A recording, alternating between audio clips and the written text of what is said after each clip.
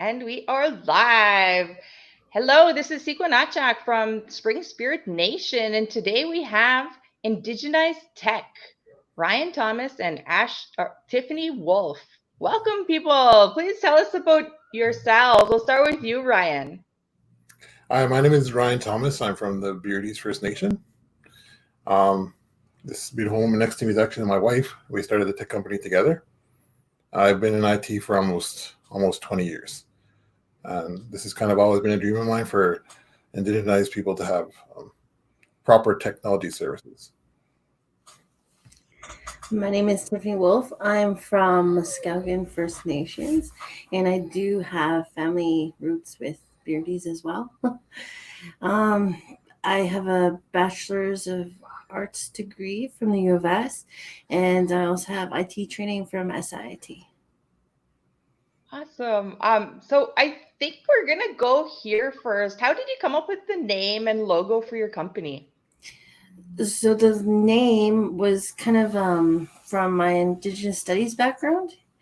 So we feel that there's a lot of indigenous IT techs out there that are talented and deserve a break within here. And for the logo was actually with projectile points.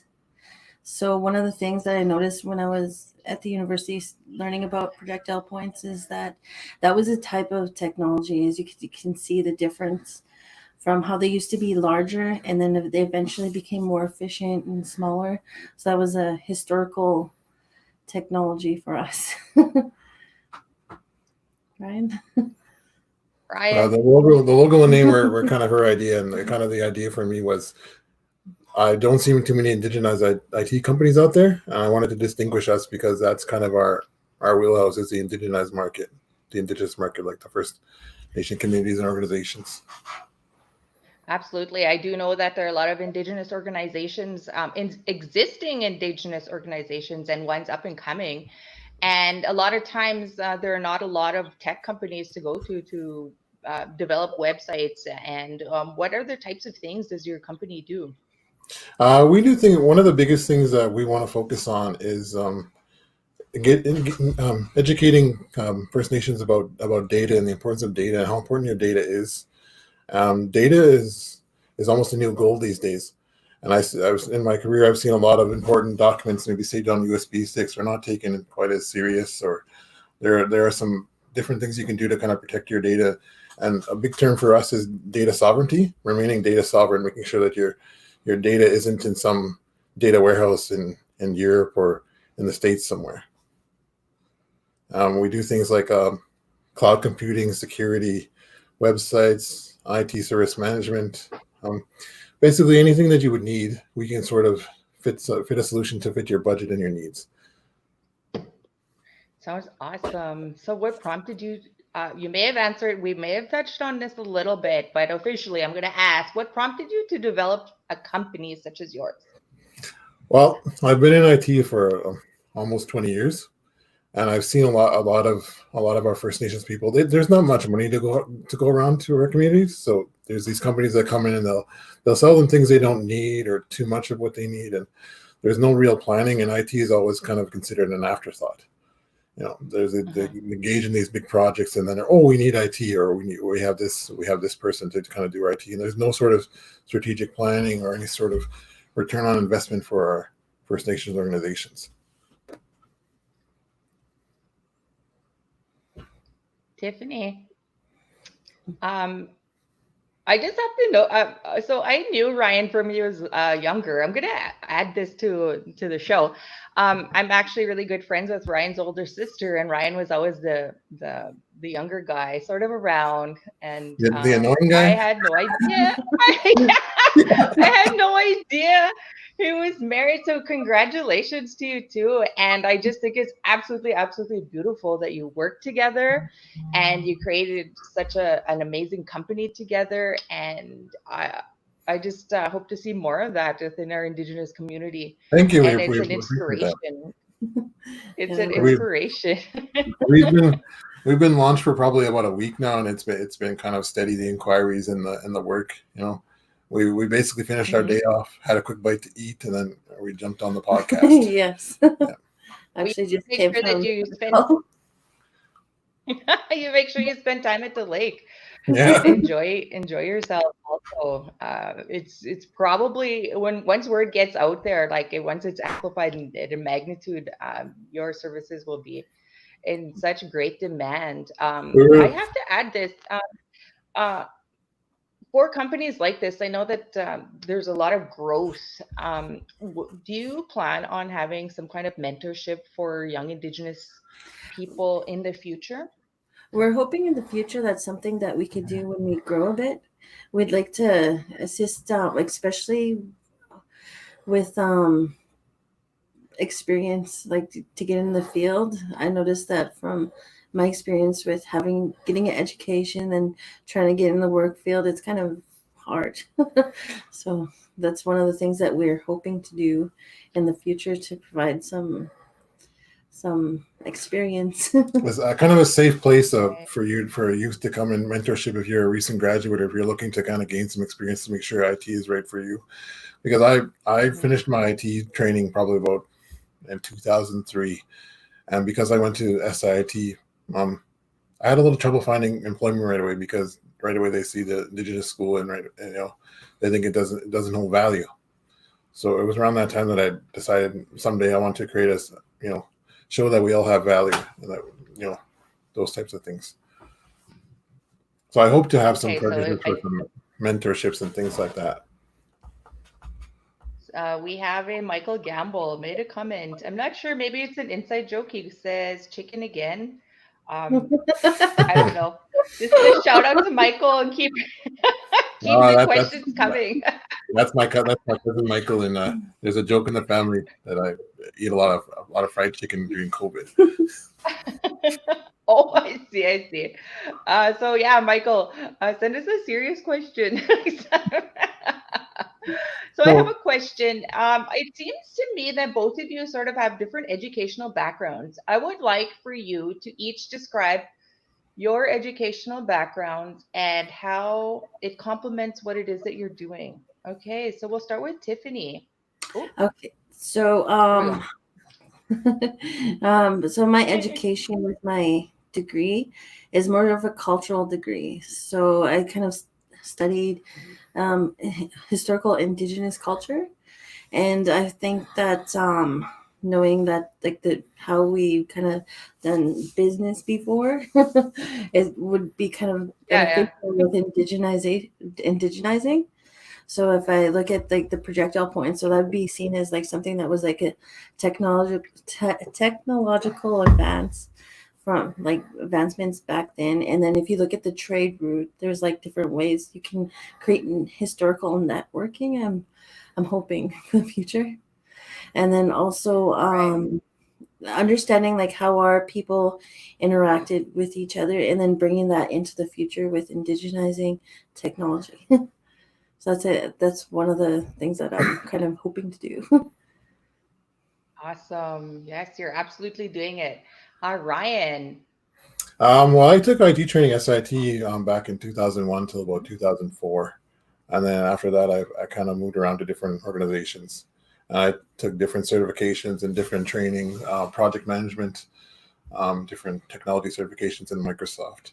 One of the big things for me now is something called IDLE. It's basically best practices for IT and IT as a service. It's a concept that's foreign to not only First Nations but a lot of people. IT is your customers are your users, and you treat IT in that manner, like you're providing a service. I'm one certification away from being an IDLE expert, and I believe I'm the only one in Canada that's First Nations.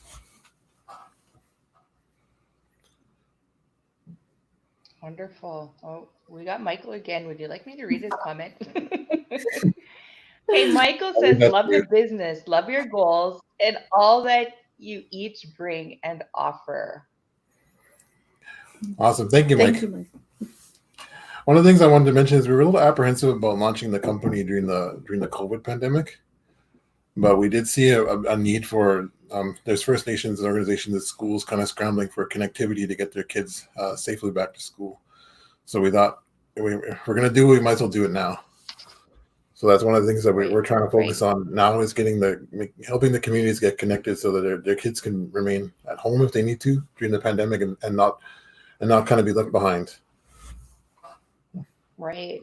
Yeah. So when things kind of slow down in the future, pandemic wise, when we're all able to stretch our legs and do what it is that we want to do, um, you will most likely have okay, we'll call this the soft launch, right? Yeah. Like when you started, and then when you do the hard launch, can I come? Yeah. I When would you do, appreciate that.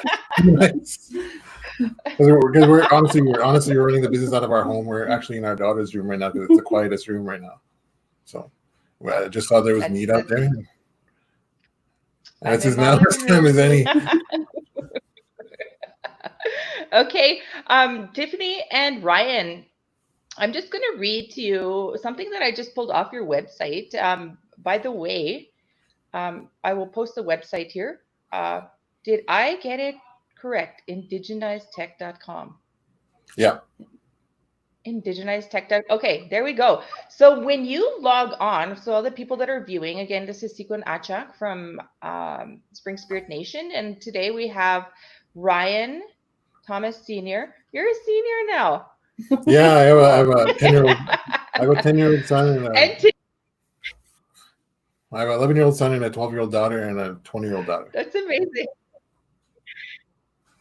Oh, Tiffany Wolfe, an Indigenous couple representing very well the Beardy's First Nations and the Muskowekwan First Nation. And if you log on to their website, it's right on the screen there, indigenizetech.com. It says, may I read it out loud? Yes. I really love it. We pride ourselves on helping First Nations get the most of their IT. We will help ensure your IT is meeting the goals of your nation, not only today, but in the future. Yeah, that's kind of awesome. our business. We are proud members of the Beardy's and Muskowekwan Nation. This is exactly what the show is about. When I read that, I was like, hey, like I talk about the past, present, and future. Like I often think that this is a show for Indigenous voice, but really it's about knowledge sharing with the past, present, and future. And when I read that, I was like, awesome. I have to get these people on the show. Yeah, and that kind of speaks to why we launched the company. We, like I said, we see a lot of, I would sometimes be brought in after they brought in another company, and nothing's changed or things are worse, and they end up spending more money, and they have subscriptions they don't need and things like that. Like a big issue for a lot of our communities right now is connectivity and the cost of connectivity. So we have partners that can leverage other solutions. SaskTel is kind of not the only game in town. There are other solutions out there, and there are our partners. Right, and I knew like for several years, SaskTel sort of had the monopoly of it all, and so and they still do. They still try to hang on to that monopoly quite a, because they don't want to lose that money. But they only serve for First Nations when they can gain something. Yeah. Well, SaskTel is in Treaty 6 territory, Treaty 4, and what have you. Clayton Sutherland says, I totally agree, Mike. So keep up the good work. Your viewers are commenting, and that's really great. So hi, Clayton, if you're still viewing. And we're going to sort of close off the show. I always close off a little early and then we get into something really cool. So we'll see where this goes. Okay. I did ask Ryan to come up with some words of inspiration for people that are thinking about this, high school grads or people in high school or people that are wanting to go back to school. What are some words of inspiration you have for them? Well, I don't know if your listeners know, but I was born with something called cerebral palsy. And that kind of, it's a challenge in life if I let it be a challenge. But one of the things I live by is don't let somebody's opinion of you become your reality. When I was finished high school, there was somebody in the community who told me that IT would be too difficult for me. I should potentially take something that's more my speed, so I wouldn't fail. And that was almost 20 years ago.